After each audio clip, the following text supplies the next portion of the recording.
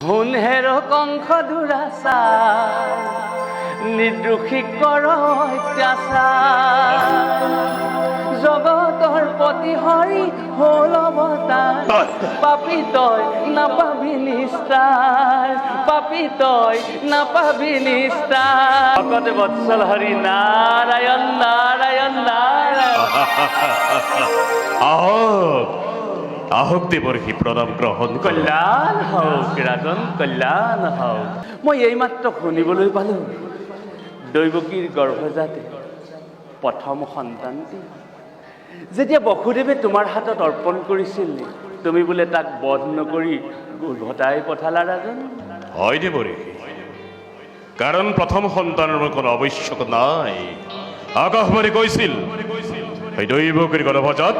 অষ্টম সন্তানহে প্ৰাণবৈৰী বৰ নাৰায়ণ নাৰায়ণ ৰাজন ভাবিছিলোঁ তুমি ৰাজনীতিত এজন পৰিপক্ক চতুৰ বুলি কিন্তু নাই নহয় কংস তুমি ৰাজনীতিত একেবাৰে এজন সামান্য বালকহে নহ'লেনো ৰাজন হাততে পাই কোনোবাই প্ৰাণবৈৰীক উভতাই দিয়ে দেৱৰ্ষি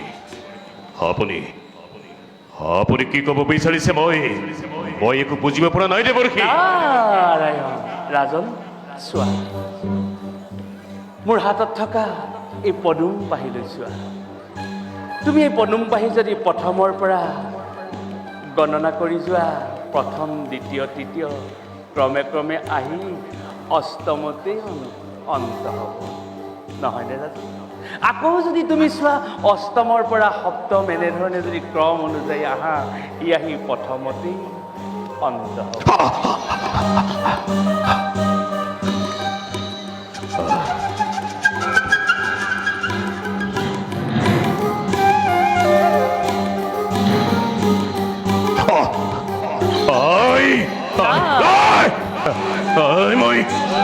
মই বুজিব পাৰিছো দেৱৰ্ষি আপুনি মোৰ পৰম হিতকাংক্ষী চক্ৰান্ত ৰাজন এয়া মাথো দেৱতাৰ চক্ৰান্ত দেৱতাৰ চক্ৰান্ত বসুদেৱ আৰু যত দেখিছা তুমি যাদৱ সকল নন্দকে আদি কৰি যত দেখিছা তুমি গোৱাল সকলোখিনি দেৱতাৰেই অংশ